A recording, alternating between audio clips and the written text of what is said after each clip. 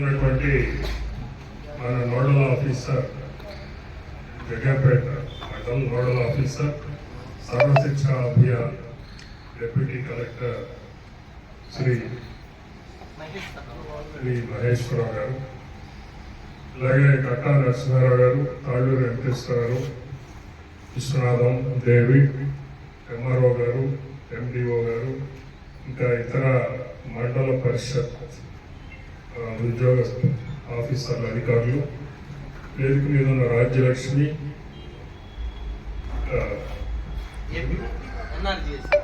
NRGS APO గారు, ITDC supervisor గారు, అలాగే చిల్లకల్లు గ్రామం నుంచి హాజరైనటువంటి ప్రజలందరికీ, సోదరులు సోదరి మహిళలందరికీ నమస్కారం. నా డేవిడ్ చెప్పినట్లుగా ఇంకాస్త మీరు ప్రచారం ఇవ్వాలి. దాదాపు 8,000 ఓటర్లు ఉన్న గ్రామం ఇది. ఒక మంచి కార్యక్రమం అనేది మనం జరుపుతా ఉన్నాం. ఇది ఎక్కువ మంది అధిక సంఖ్యాక ప్రజలకి చేరువ చేయాల్సినటువంటి కార్యక్రమం.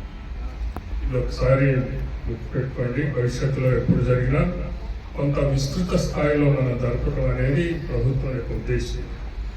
అది గమనంలోకి తీసుకోమని కోరుకుంటూ, ఇది సంతోషం.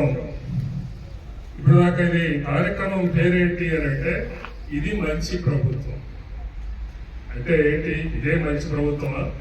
ఏది కాదా? ఏది మంచి ప్రభుత్వం? ఇక్కడే మనం ఆలోచన చేయాల్సినటువంటి అవసరం ఉంది.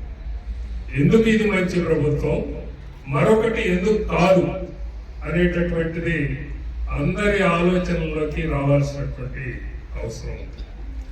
అంతకు పూర్వం ఉన్న 5 సంవత్సరాల కాలంలో ఈ ఆంధ్ర రాష్ట్రంలో పరిపాలన చేసినటువంటి ప్రభుత్వం మంచిదా, లేక ఇప్పుడు 100 రోజులుగా జరుగుతూ ఉన్నటువంటి ఈ ప్రభుత్వ పరిపాలన మంచిదా అనేటటువంటి దానికి ఇప్పటి నుంచే మీకు ఆలోచన కలగజేయటం కోసమే ఈ యొక్క కార్యక్రమం ఉద్దేశించబడిందని మీకు గుర్తు చేస్తా ఉన్నాను.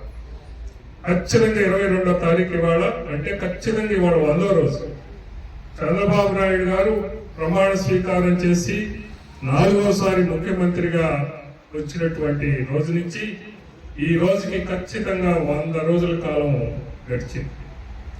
ఈ 100 రోజుల్లో అనేకమైనటువంటి విజయాలు ఉన్నాయి.